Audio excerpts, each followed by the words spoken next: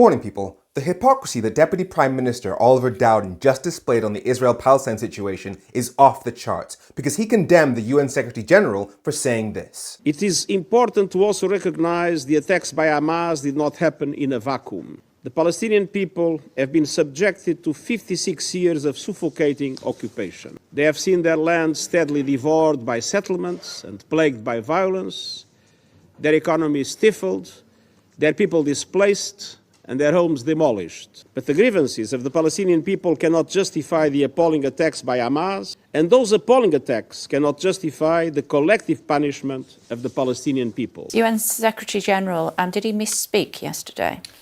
Well, I think it's for the UN Secretary General to explain his position. What I would say is that there is only one group of people responsible for this loss of life in Israel, and those are Hamas terrorists. There shouldn't be any attempt to justify their action.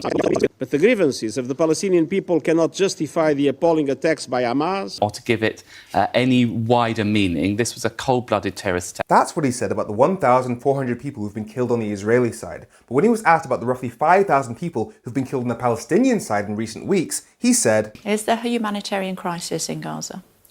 There is a very serious situation in Gaza. Does it amount to a humanitarian crisis? We need to be clear about how this came about. I'm asking you to be clear. In the first place, this came about in the first place because the fences around Gaza were breached by Hamas terrorists. We know that. And they charged in there and they murdered over 1,000 people. I'm talking to you this morning about a baby, a woman with a dead baby in her arms. This is a really important point. Everything we're talking about is very important. This hasn't occurred in a vacuum. The attacks by Hamas did not happen in a vacuum. This hasn't occurred in a vacuum. The attacks by Hamas did not happen in a vacuum. the guy literally used the same words as the man he was condemning. And let's be clear, even though the experts have pretty much all agreed that more people have died in Palestine than in Israel in recent weeks, it's an ongoing military situation, so the numbers might have to be corrected later. So let's go back a bit further than that. Between 1987 and 2021, 14,000 people were killed in the Israel-Palestine crisis, and 87% of them were Palestinian. And these are the figures of an Israeli human rights organization, so it's not Hamas propaganda. So anybody who truly thinks that all lives matter equally shouldn't be acting as if Hamas are the only bad guys in this. Because pretty much every major human rights body in the world has condemned the Israeli government's unlawful occupation of Palestine as an apartheid regime, with many accusing them of ethnic cleansing. And yet our Deputy Prime Minister is acting as if we just need to get rid of Hamas and then everything will be fine. Actually, the way to stop further losses of innocent civilian lives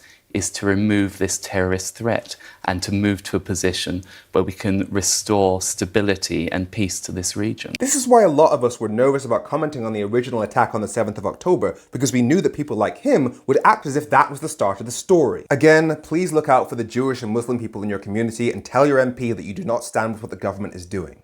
I'm Femi, this has been F Politics, have a great week.